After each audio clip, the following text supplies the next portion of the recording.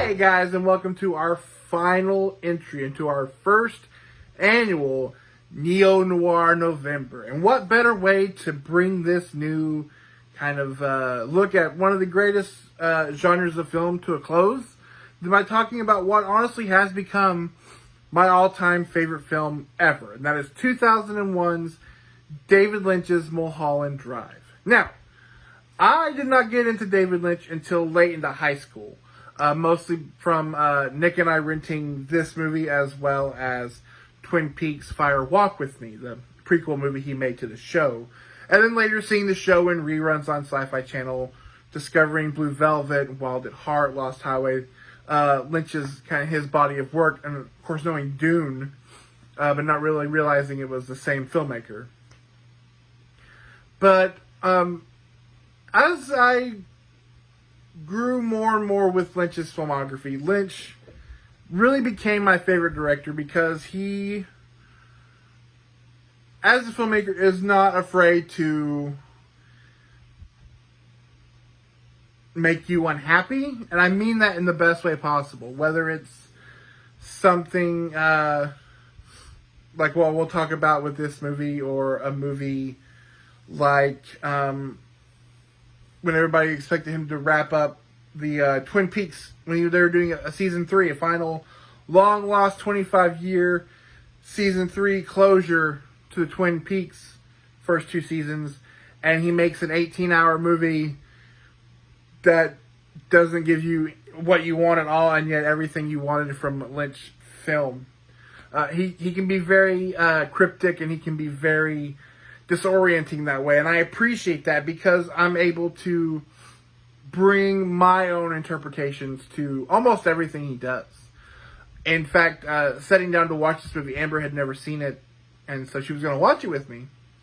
And I told her, I said, well, I will tell you what I think this movie is saying, but that's all the best I can do, because there's Lynch's mom.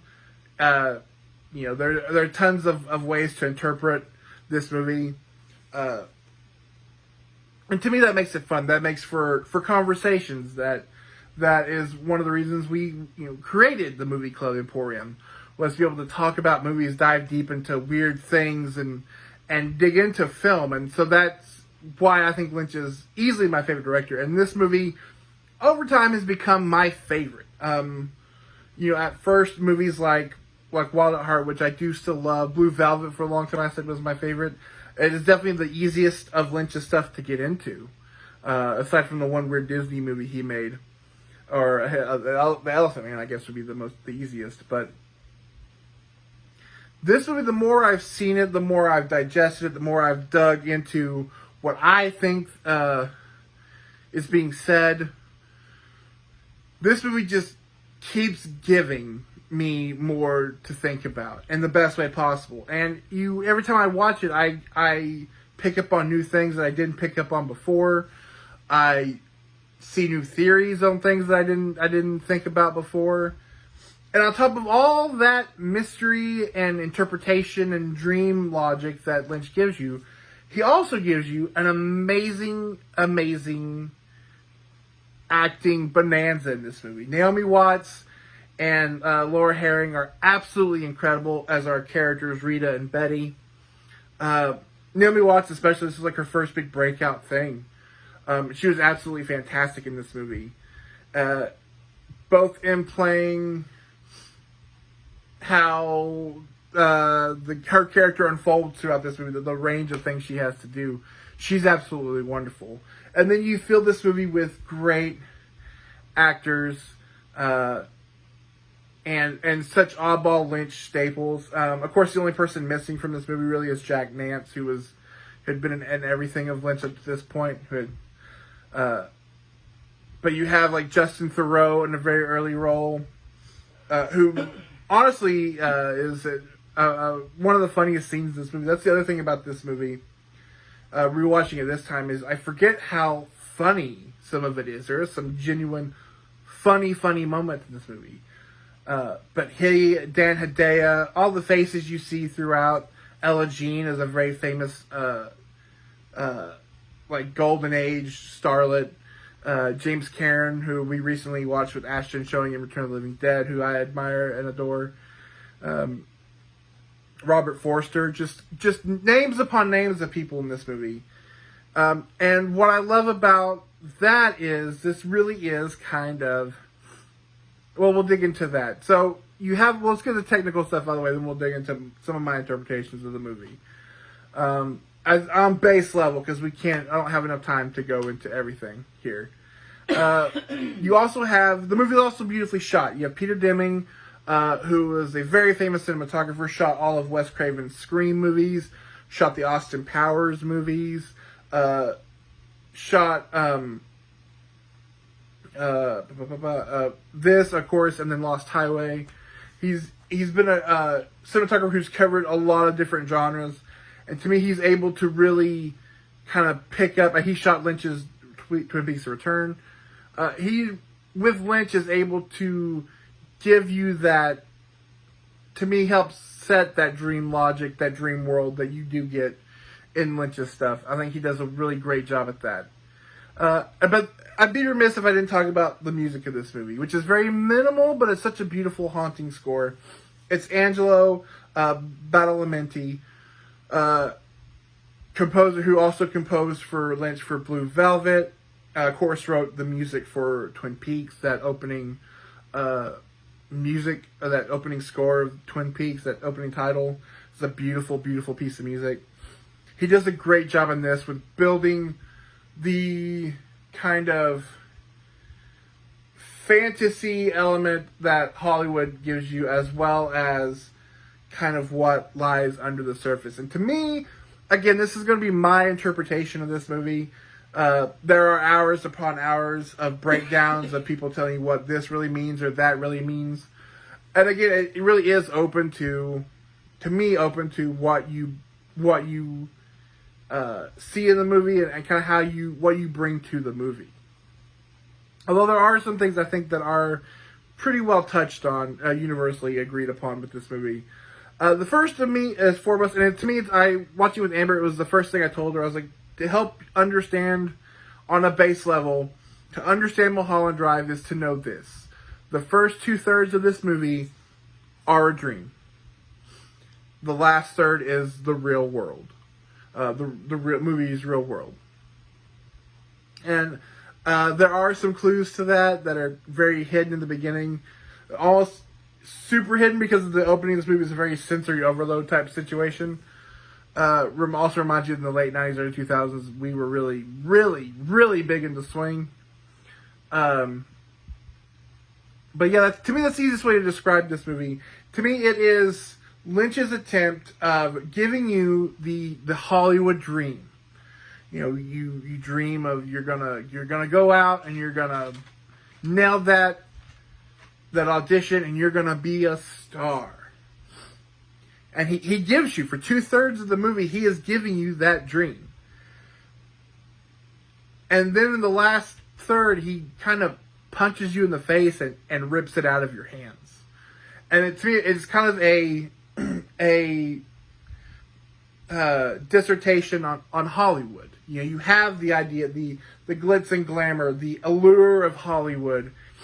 And then he kind of gives you not only that dream, that pristine, name and lights version of Hollywood, he also gives you kind of the gross, he touches on, you know, kind of a pre-Me Too things that were going on in Hollywood.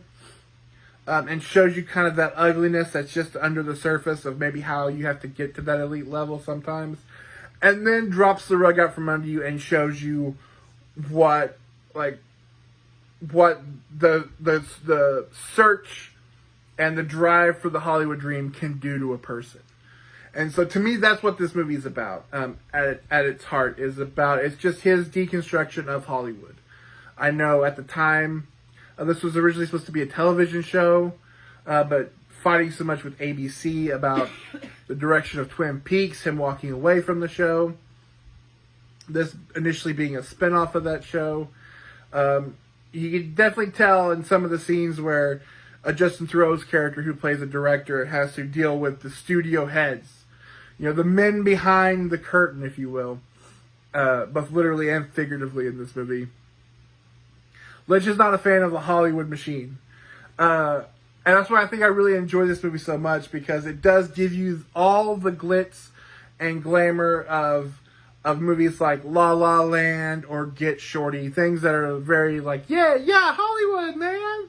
But then he kind of takes the sledgehammer to it and says, no, this is, you get it, but I mean, this is what it's going to cost you, and it's not worth that price. Also, this movie is home to me, personally, the most earned and one of the greatest jump scares in film history. It's absolutely fantastic. It's acted perfectly. It's a perfect jump scare. If you ever need to break down what a perfect jump scare in a movie is, it is in this movie. So, why not talk more about this movie? Honestly, because I could, but I want to keep this video short. So, all I can tell you is, maybe someday, I know for sure, I think Nick and I have talked about doing maybe a Lynch retrospective on one of our live videos. Honestly, we could do a Lynch movie at a time and do a full-blown live video on it. Definitely, especially with this movie, I think there's a lot to break down. But we definitely need more people to have seen it.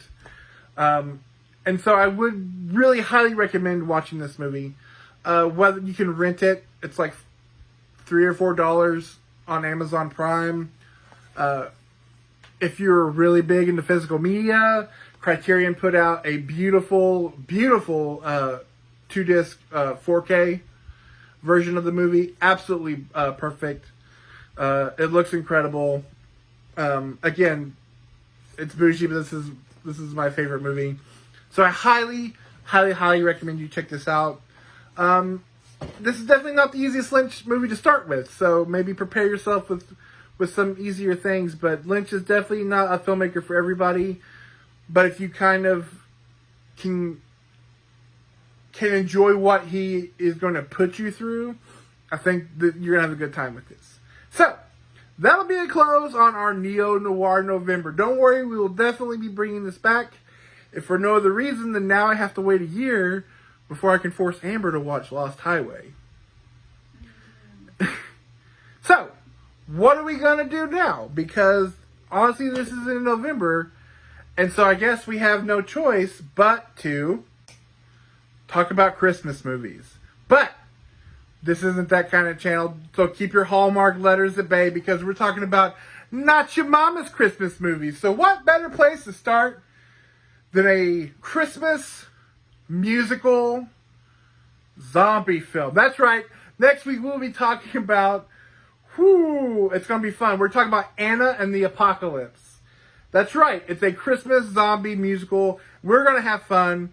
So come back next week while we dig into some Christmas cheer. Until then, I'll see you guys next time. Bye.